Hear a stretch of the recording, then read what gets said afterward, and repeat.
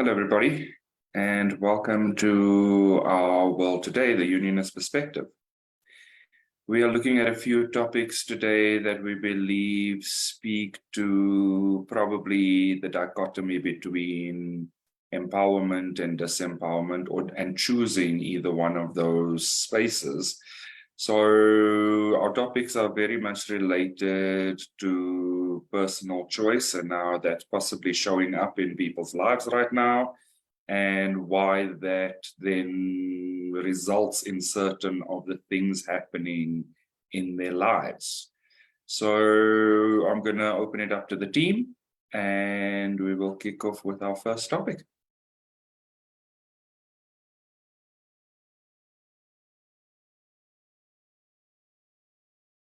How do you guys feel about talking about these abortion bills? The stories that are here this week are very US centered, and I'd love to have more of your point of view on it, or what is going on, because we have an overview as non-US citizens, but I don't think we had the whole thing. Yeah.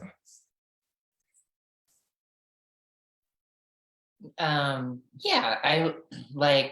was just listening to some reports about it, and so yeah, it was interesting because there were two states where there was a bill that there were bills in those states that would have banned abortion or restricted it a lot more. I think the one in South Carolina was saying you can only perform an abortion if the life of the mother is at risk, and it might have had exceptions for rape and incest too. And then that one didn't succeed. And then the one in Nebraska was a 6-week ban on abortion. So you can have it within 6 weeks of conception. But that didn't go through either. And so I think in Nebraska, it's either 12 or 24 weeks of pregnancy, and 24 is pretty standard in a lot of states in the US. So you can have an abortion up to that point.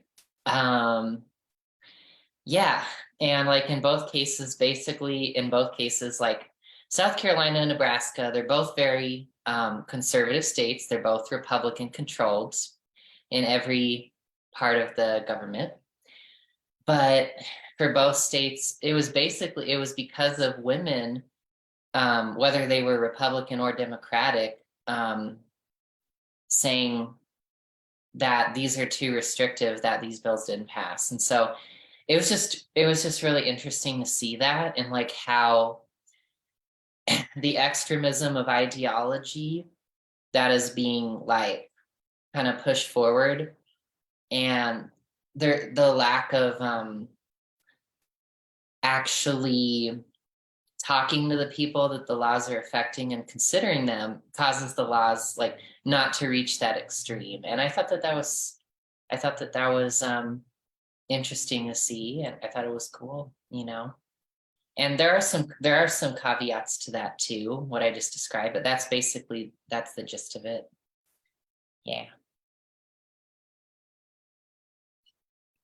It's really interesting to see how we've had discussions on abortions for I don't know how many years, and there are some restrictive measures passed in order to make it more difficult for people to get an abortion, even though it was protected by the jurisdiction before. But to see that even with not the protection of the jurisdiction, this didn't pass because they were thought too extremist, even in states that are considered pretty conservative, is pretty interesting. And I think it speaks even more to the choice of the justification of it's too extremist speaks even more to the choice that is made here, and that choice is not we knew the people who weren't for the ban of abortion, basically, and run for the Supreme Court reversing the jurisdiction here. But to see that in action in some of the states is pretty interesting, and I think it speaks even more with the justification that they gave to this choice, that is like actually like it's pretty clear that none of us are choosing to go in this direction, at least not totally, not to the point where abortion is not possible at all.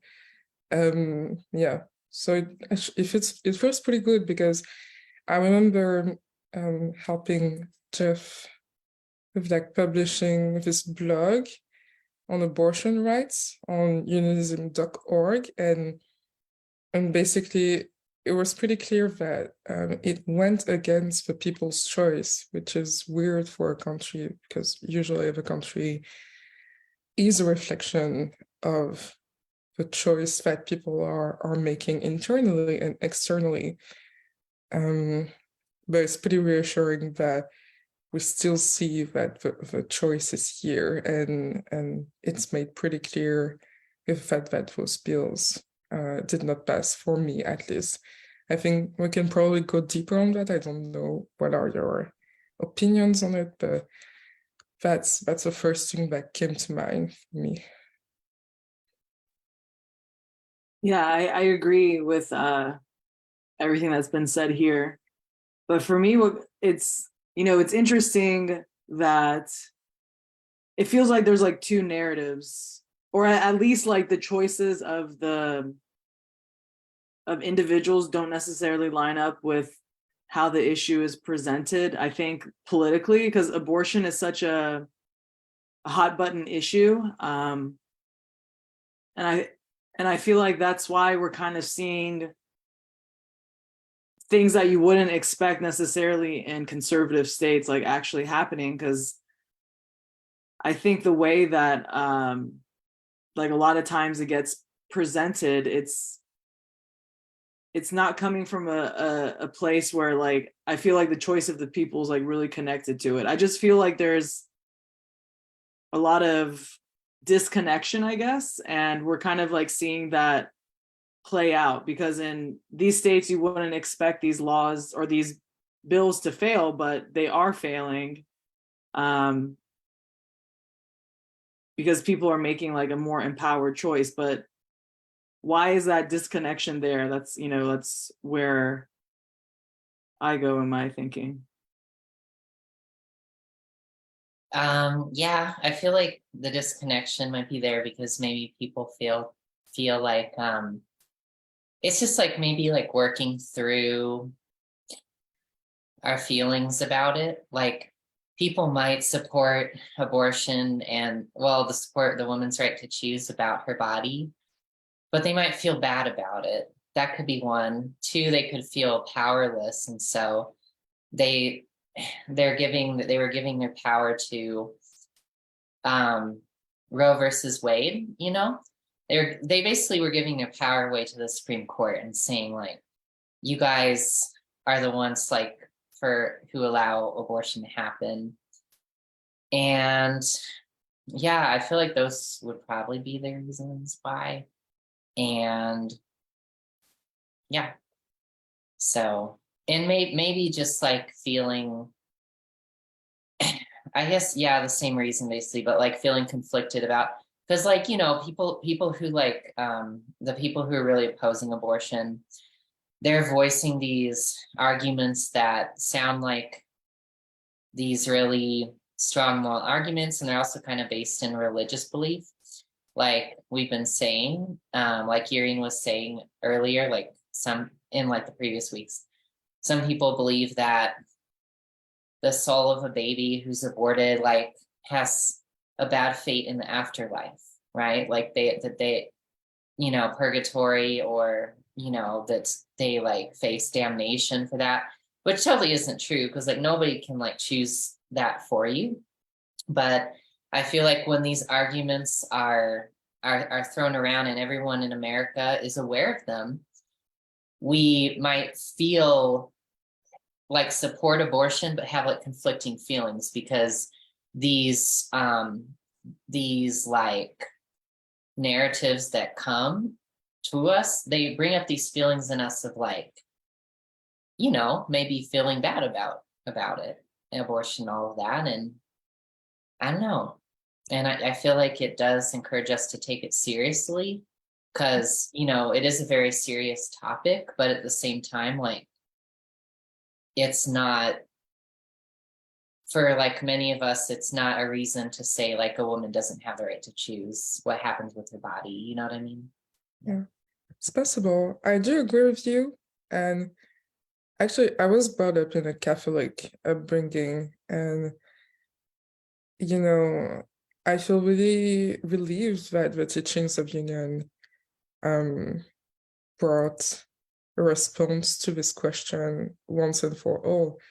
But I'm thinking that a lot of people aren't aware of how it actually works, and so that's why there's this guilt. And I'm seeing this situation pretty much as the mechanism of a relationship. You get clear on one thing, you put a boundary. If you're not clear on the thing, you can put a boundary. And once you get clear, you can put another boundary, basically. And boundaries are love. So if people are not clear on this, that might be why there is so much like power and leverage in doing something for or against abortion rights, basically. Yeah, because it seems like at least at like the federal level, there's always like there's an impression that there's like this big divide in how people feel. Like there's one camp that's like totally against it based on the things that Sage said, you know, the religious stuff, usually the morality around it. And then there's this camp that's all for, you know, protecting women's rights. And but then when you get to the state level, like actual individual states, it shows that the people actually, I think, have way more agency and influence than is presented and is even like demonstrated at the federal level. And, you know, and I feel like a lot of this too is just because inherently in American law, you always have a federal level and then a state level. So there's like naturally, just based on how the system is designed, like some disconnect.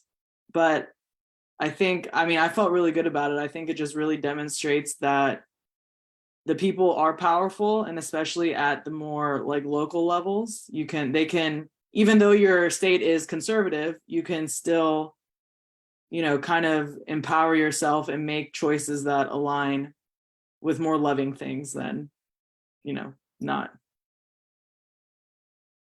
So one of the things that kind of stands out for me related to this disconnect is it feels like there's a almost undercurrent of aggression in owning somebody else's choice or thinking that you own somebody else's choice.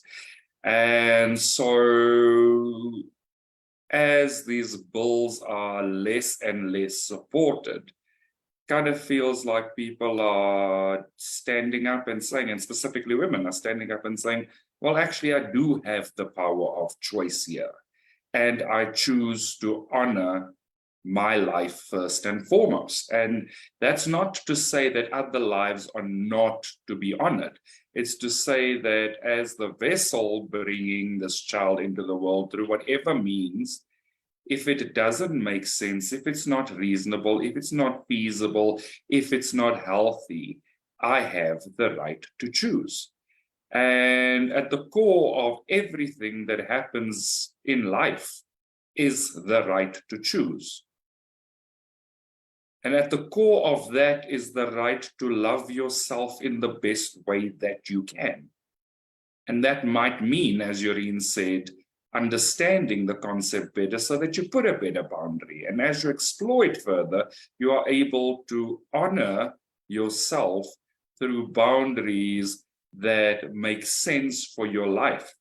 And so this kind of sweeping need to take control of abortion law feels like an act of aggression. But it kind of feels like there's more to it, in that there's a bit of a power struggle between people that supposedly have power versus people that supposedly don't have power. And when I'm talking about is legislators versus the individual. So and that's why we kind of almost picking up this disconnect. Like at the core of it, it feels like the question should be, what gives you the right to legislate my body in any form? And if you ask that question, there can be no reasonable answer for it. And I think that's for me what like got to me. It's like this very primary, almost, it's like a primal instinct of aggression that's playing out through legislation or perceptions that are being pushed into legislation. So I just kind of feel like there's a power struggle, and the power struggle is not necessarily around the right to life, but rather the right to honor my choice in life. Yeah, and I don't really feel like it's that much of a power struggle. I would say the disconnect happens when you see this as a pragmatic thing. Like it's very much a conservative state that has the right to make an abortion ban right now, and it failed.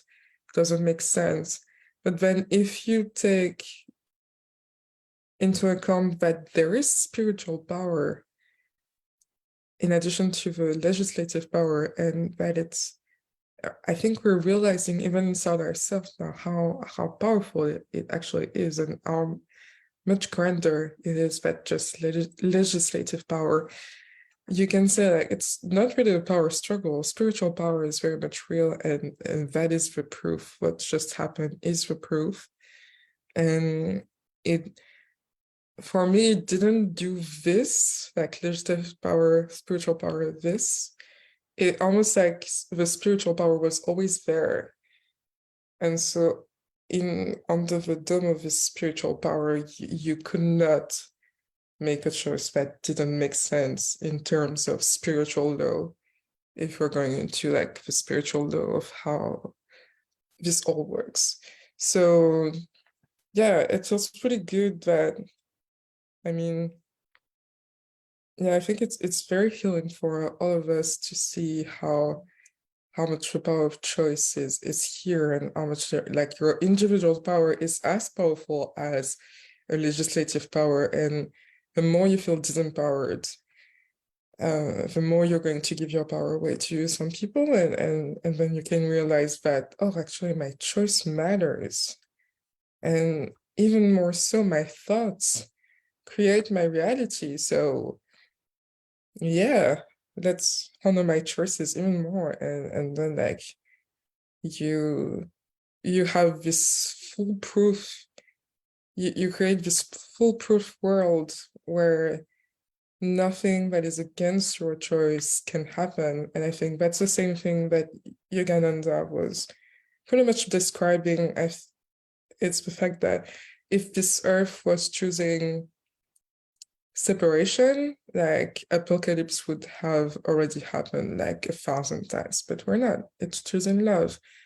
And that's it in action right here. And it was good to see this in the realm of such a sensitive topic, that we still have the possibility to protect abortion rights, and we still have the ability to say like, no, we are honoring our choices, our own choices.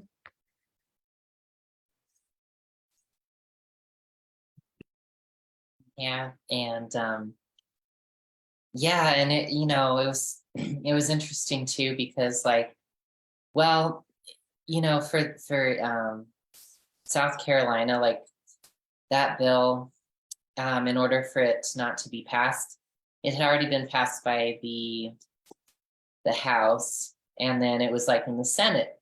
And so these like 3 Republican and 2 Democratic female senators were like filibustering the bill, you know, like they were, meaning like they just have a speech and they like keep rotating and giving speeches like forever until like they run out of time in the legislative session.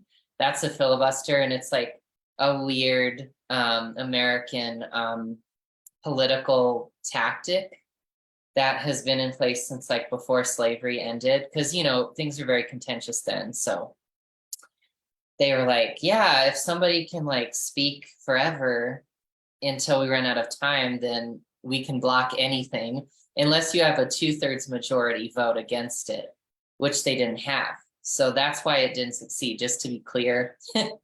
And or maybe it's more than 2/3 majority. Yes, to end the filibuster. I don't remember. Oh yeah, it is. But anyway, so that happened. But the things that these ladies were saying, like even the ones who were like registered Republican, it was like very typical of what you hear when people advocate for women's right to choose. You know, like they were using rhetoric that was like, they were like, you know, none of these men, like they can't carry a child, and they're trying to make decisions for us. And this one lady was saying like abortion bans have always been about control and like everything like that. And I was just like, this is like very atypical rhetoric to be making, right? If you're like part of the Republican Party nowadays. But that there's so many different people in different like areas, and they like think and express differently. But the fact that they felt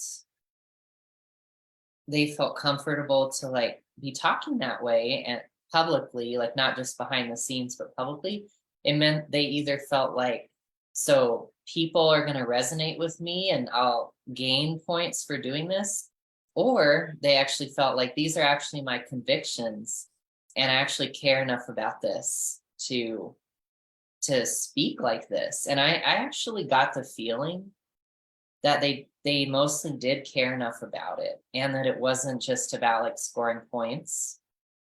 And yeah, you know, I felt like it was cool. And yeah, like one of them kind of walked it back, like in the public hearing or the public debate. She was like a firebrand for women's rights, and then in an interview on like a news channel, she was saying, well, the main thing was the law wouldn't have stood up to constitutional law in South Carolina. That was the main thing. It would have been an unviable law, so why even go through with it at all?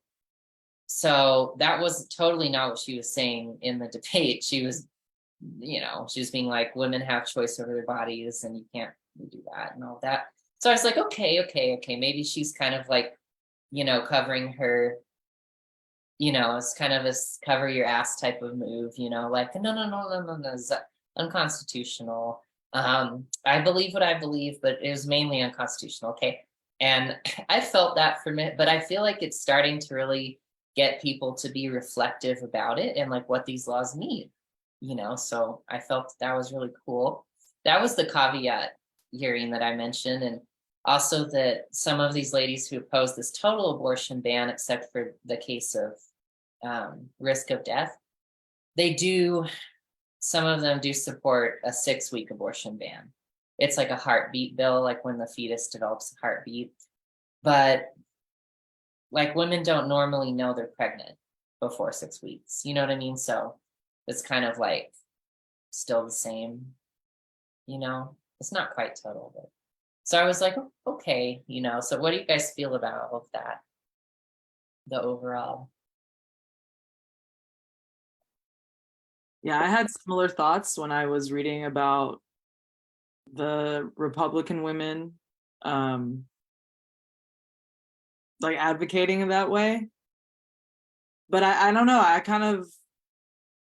I agree with you that, you know, to be a politician, you have to give some sort of like mainstream reason why you're doing something you're doing. But I also get the sense that these women, like, this is how they really feel. And I almost feel like, at least on this issue, we may be shifting where it's no longer going to be so divided politically, you know, like there's just going to be a lot more understanding of the actual issue of what like is really at its core. Like that's kind of where I'm feeling where we may be shifting, because I mean, like they were, you know, like the Republican politicians were so adamant that, and I don't know, it's a lobbying group that's like I forgot what it's called, but it's like basically the Christians that are against all this. Like they have a very strong lobby and they're very influential to,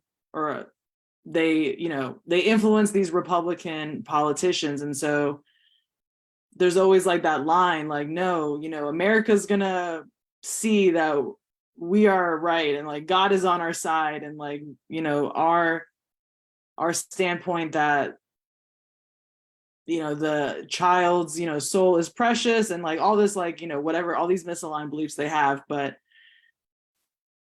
it almost feels like the consequence of it is like totally the opposite. Like it's not playing out like they predicted it would, because the whole thing has been like, let's weaken Roe v. Wade, because if we do that, then we've won the fight on abortion. But as, you know, Sage pointed out, I feel like there's a lot more going on, you know, like beneath the surface. And I wouldn't be surprised if we kind of start seeing a more even playing field in terms of like the states that, I feel like there's going to be more states that protect that right.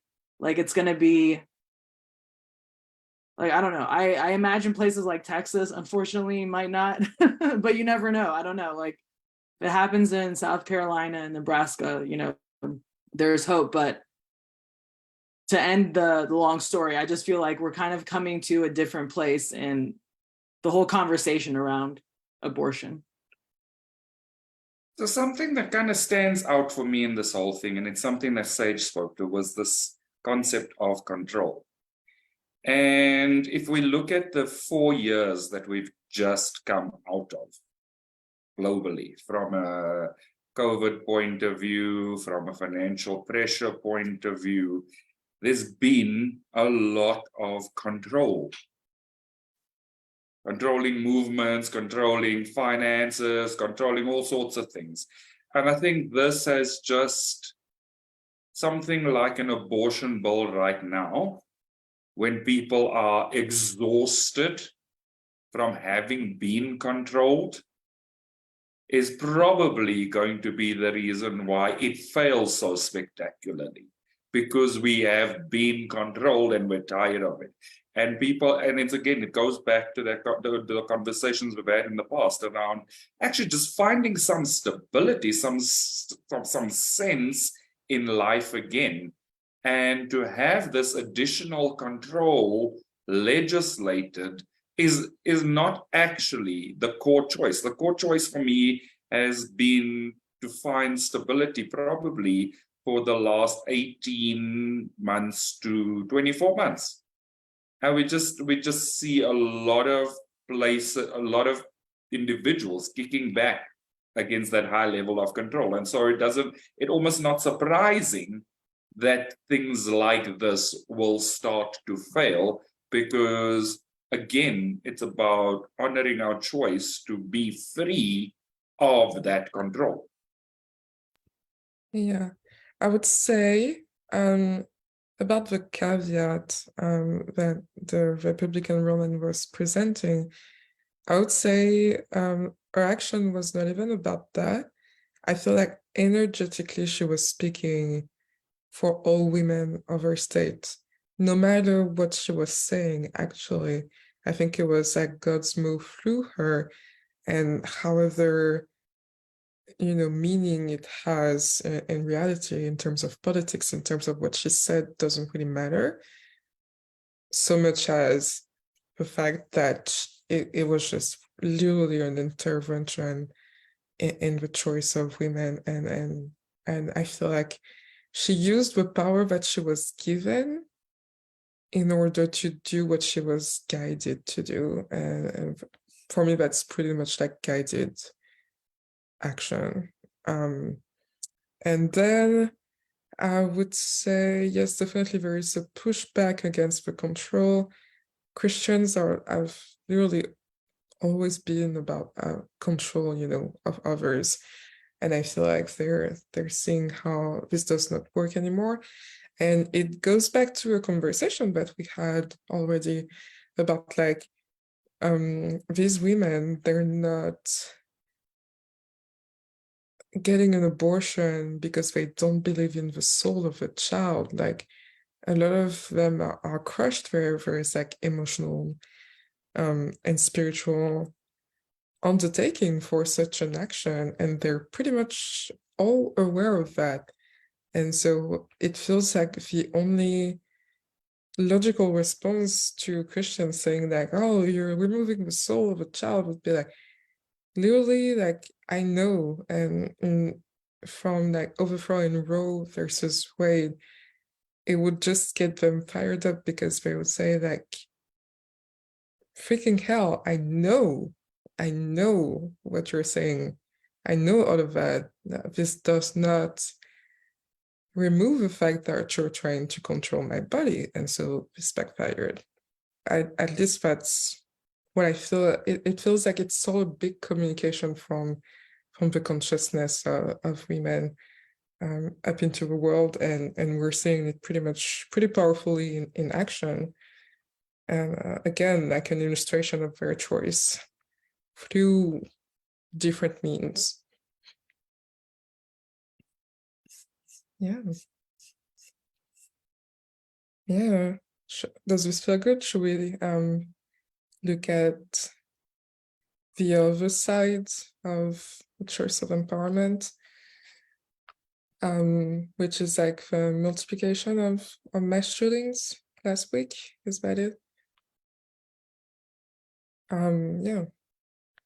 How do you guys feel about that? Feels like there's a lot to unpack in terms of like what happened, first of all, and then seeing how this relates to the conversation. Yeah, so this stood out to me because unfortunately, like mass shootings is not an uncommon thing here in the States, but the past few weeks, there's been shootings that just seem to be caused by very like innocent like miscommunications, like two cheerleaders accidentally going into the wrong car and being shot. Like there was a person that just showed up at the wrong house, rang the doorbell and got shot. And then the story that I shared was about those 5 family members getting shot by a neighbor because I guess he was out in his backyard shooting his gun and people told him to stop because children were trying to sleep, and he got upset and decided to use violence against that family. And so it stood out to me because it's situations that are not like the norm. Like usually mass shootings are like it's planned out. These people go to schools or supermarkets, and so just like the randomness of it and the miscommunication of it stood out to me. And as I was reading that story, I felt a lot of feelings of like disempowerment and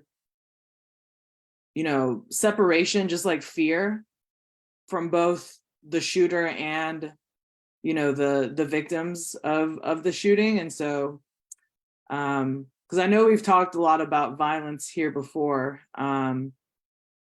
but I don't know if we've specifically talked about like violence that just stems out of miscommunication and the choices that people make in those moments to seemingly to them, I would assume, to like in their logic, ego logic, that they're doing this to empower themselves, the shooters at least. But obviously, like we know that that's not that's not the empowering choice. And so, yeah, I just wanted to get a sense of where we all felt about these events and kind of what's driving them.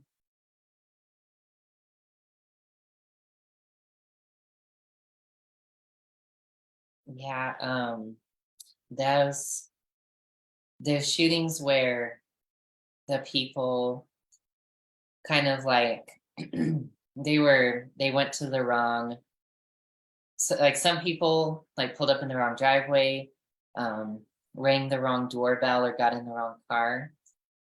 Those kind of things I feel indicate that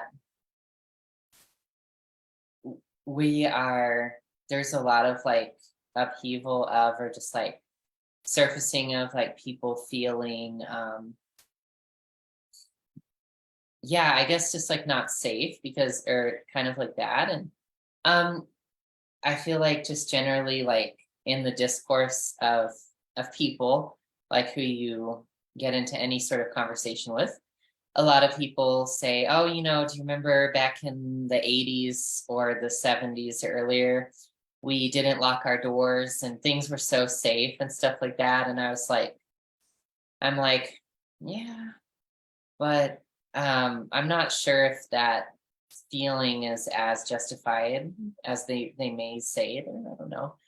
But it's just like a general thing in consciousness, and I think it's something that has come to a head a lot too, partly because of how the pandemic has wreaked a lot of, like, people have kind of felt more mentally stressed, and I think that due to the pandemic and everything coming off of it, so I feel like that is also partially like why people can feel so like hair trigger threatened or upset by something. But I don't know too much about that side of it. But then with like the shooting that happened in Texas, like with that guy, that guy Francisco Oropesa, what stands out to me is that he had been shooting his semi-automatic rifle in his yard like regularly. Like that was the thing that he did regularly, was like target practice in his yard. And so I was like, well, like thinking to myself, like, why would he not be like reported to the police for doing that? I wonder, I never heard if the neighbors did ever report him for doing that before, but I feel like what led to the delay of that was partly because the household that he went in and like attacked, like they were undocumented immigrants, from Honduras. And so I feel like that's might be why, although I can't say for certain, but this feeling of like, well, I don't want to go to the police because, then I'm at risk of being like deported, so I don't want to go to law enforcement, right? But then there's like this super dangerous, mentally unstable guy next door. And I think partly too, it was because sometimes people don't want to like make the wrong decision, because like Francisco Oropesa also was an undocumented immigrant. He had actually been deported from the US 4 times previously. And so I think they might have even had sympathy for him. And also like he had helped them before with like some heavy duty yard work in the past. Like he had helped them before, and he seemed like a normal guy. So other than the regular target practice in his backyard. So I was like, okay, so that kind of pieces it together. You know what I mean? Like I felt like people didn't want to nip that issue in the bud earlier because they were like, I feel like I'm more at risk by talking to the police, or that he's more at risk even, and I was like, wow, like that's really telling, and yeah, I felt like, I don't know, that's just why I was thinking about it. Yeah.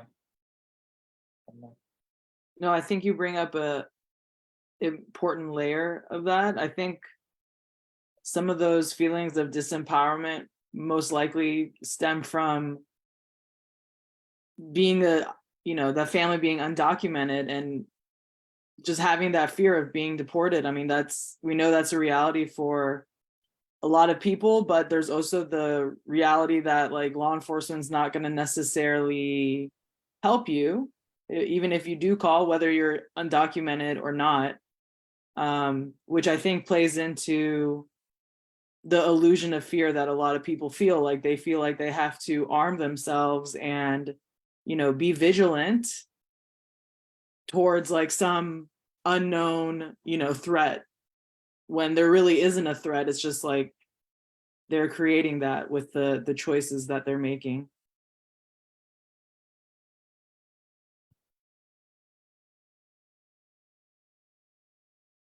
So there's a, I feel like there's an undercurrent, and it's something that you alluded to, Andrea, is this perceived threat. And the perceived threat of kind of moving in the shadows, really.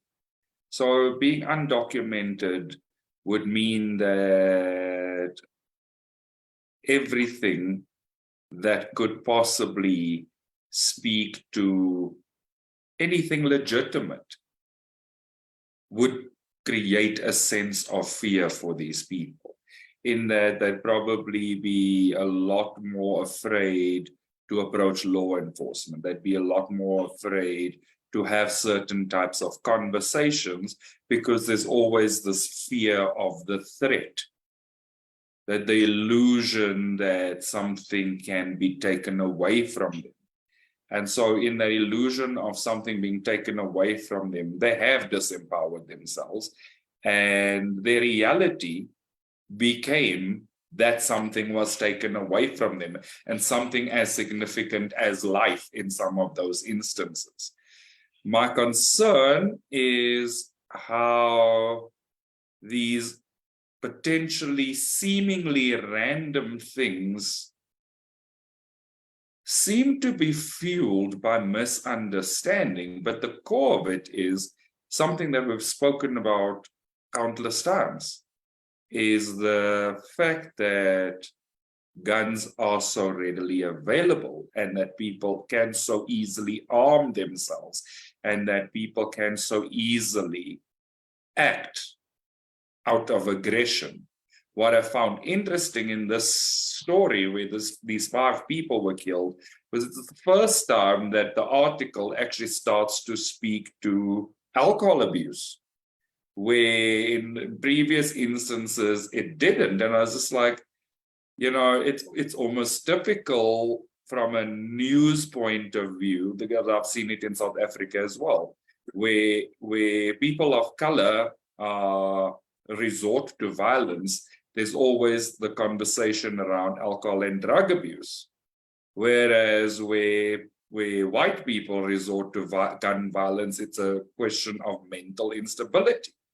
And it just kind of literally creates these 2 buckets that people are poured into, where one is almost saying, well, actually, you behaved badly because you chose to take leave of your senses through alcohol and drugs. Whereas in another sense, you behaved badly because you chose to because you didn't have a choice in taking leave of your senses, because you have a mental illness, you are mentally unstable. And I feel like this is always used to sow friction and discord. It's kind of like fuels this feeling of separation, like people of color are generally a problem because of substance abuse, where white people are not generally a problem because, well, they didn't really have a choice. They were mentally unstable. So, I just, the narrative for me always comes through. And it's just, it was very surprising that in the story, that narrative came through again where it hadn't before. And I just also, and that's why I want to raise it, just to say we need to be aware of these narratives that fuel sympathy or fuel aggression. Right, I do agree. As a person of color, I felt like before I knew he was a colored person, I thought, well, what if he was mentally unstable? And after that, I thought, well, what if he was mentally unstable? You know, that was the same for me. I didn't realize how that played out and how there was literally nothing mentioned for others. I think there is a level of disempowerment on so many levels because, like, for example, a lot of people in deep state in Texas celebrated Trump coming to power, not because they liked him, but just because it kept their freedom of having a gun at the home, for example. So first level of disempowerment, like what if the police doesn't do anything? Second level of disempowerment, like immigration, and probably wanting to resolve this from neighbor to neighbor, maybe a first degree conversation before they call the police. And then the third is like,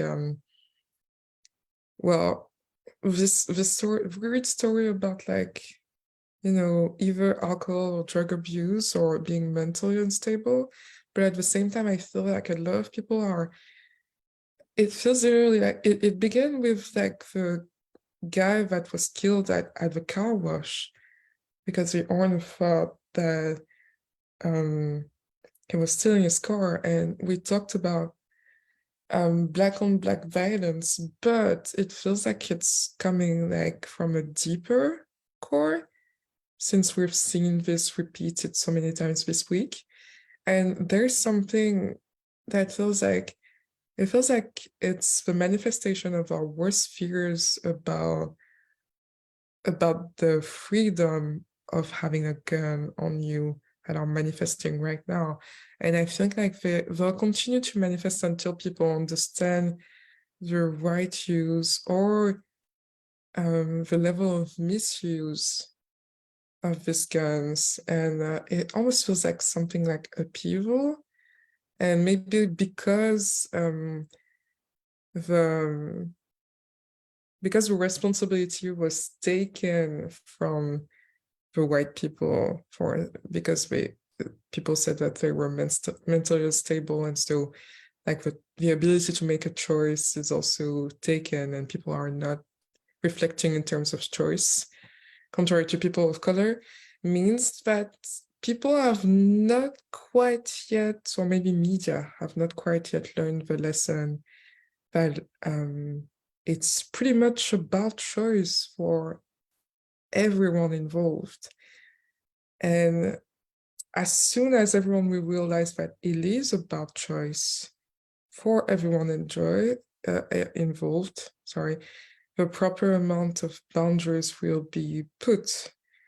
So it's really about thinking, it feels like it's really about choice here, but it's really about thinking that we need to have everyone be accountable without being necessarily guilty. And if people do understand that, this is going to change so much. But until that, we're going to manifest the worst fears of the misuse of these guns again and again. Because it's pretty much like people were fearing even stepping on like 1 square foot of a private land of someone, even on the far, which is because they were scared to be shot for a misunderstanding. And now this is happening, and it's not even from a misunderstanding from stepping on someone's private land. It's something that could have been resolved with communication, and it's happening. Like, it's literally the manifestation of fears of people. That's how I see it. It's like, well, people feared it and it happened, and there's a lesson in that. So are we going to figure it out, listen, and so very much about realizing that it's a choice for everyone. Yeah, I totally agree with what you're saying there. I feel like that's the core of it.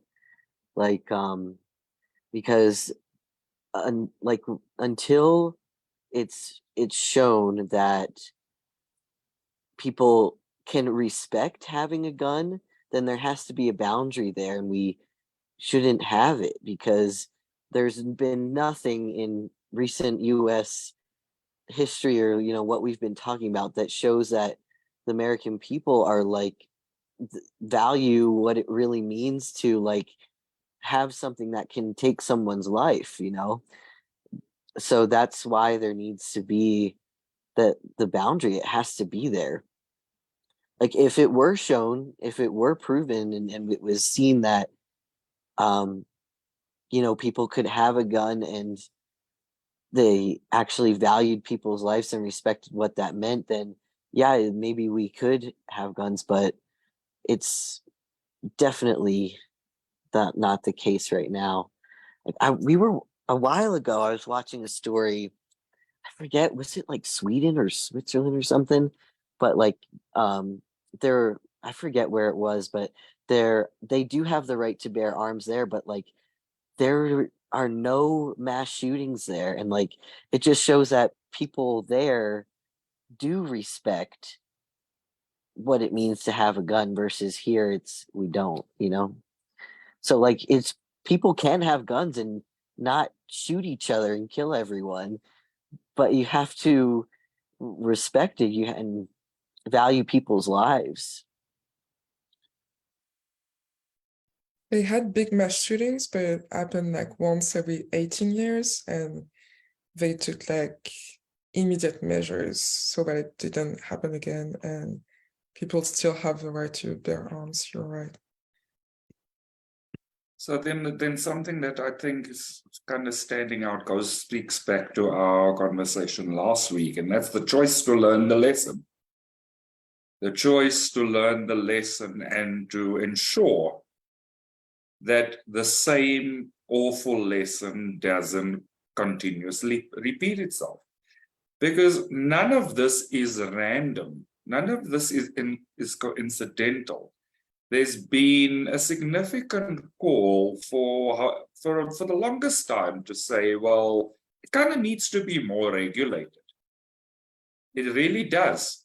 And so what's reality proving? The need for regulation. Otherwise, we wouldn't see seemingly random incidents like this that have no real basis to have taken place, but yet they have taken place, and they're proving the need for the powerful boundary, the need for the legislative boundary now. It's kind of saying, pay attention, pay attention, pay attention. And you kind of have to wonder, at which point do we choose to pay attention?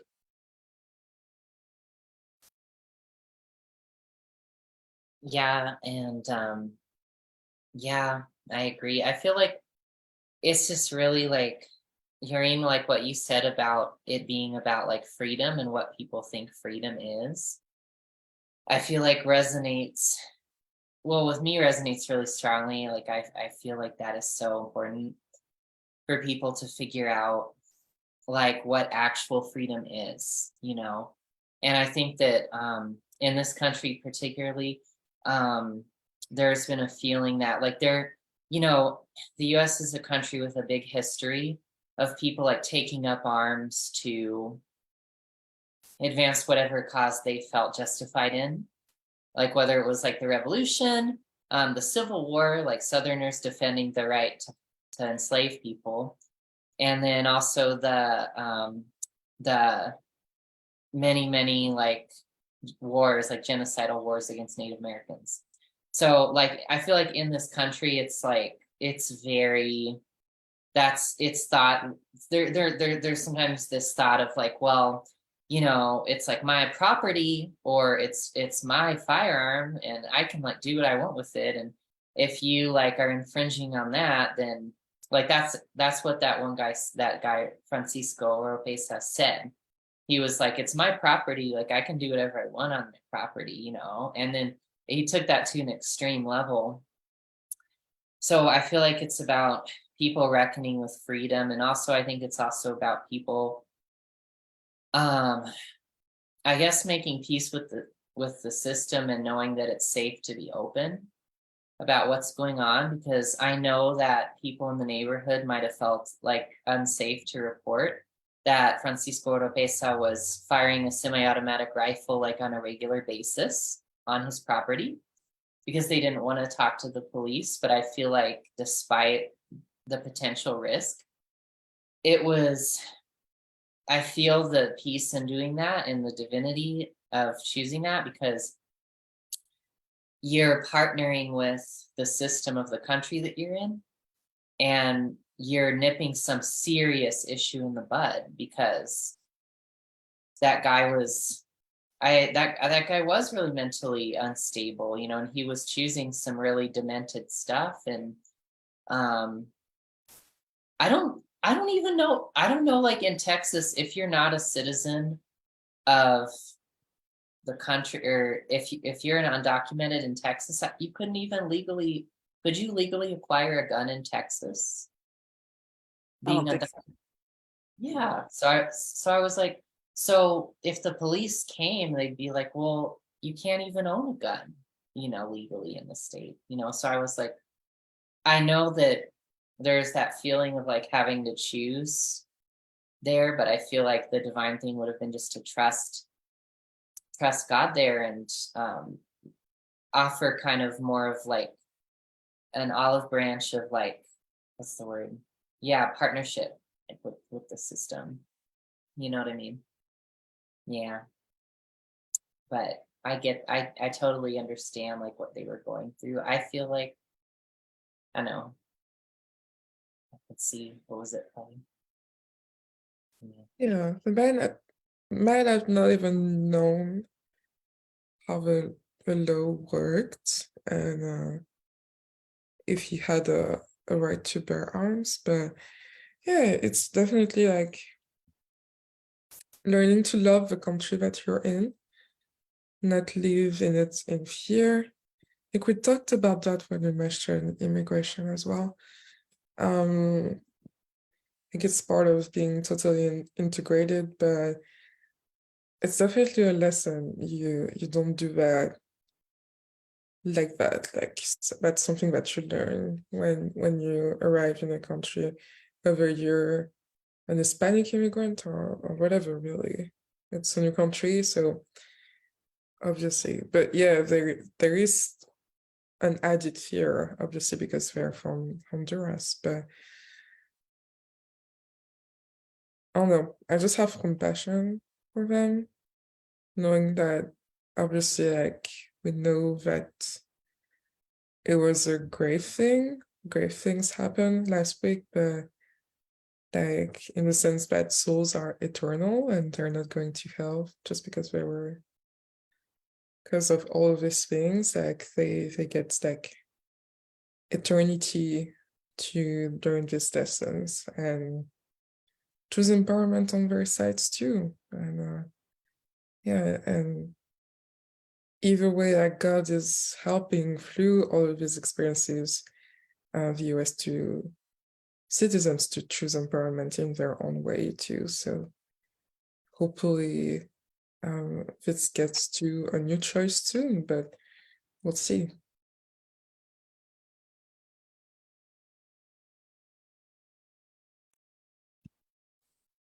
Cool. So any final thoughts from anybody? Perfect. Thank you, guys. So thank you to the team for the conversation. Thank you to the people that have been following us.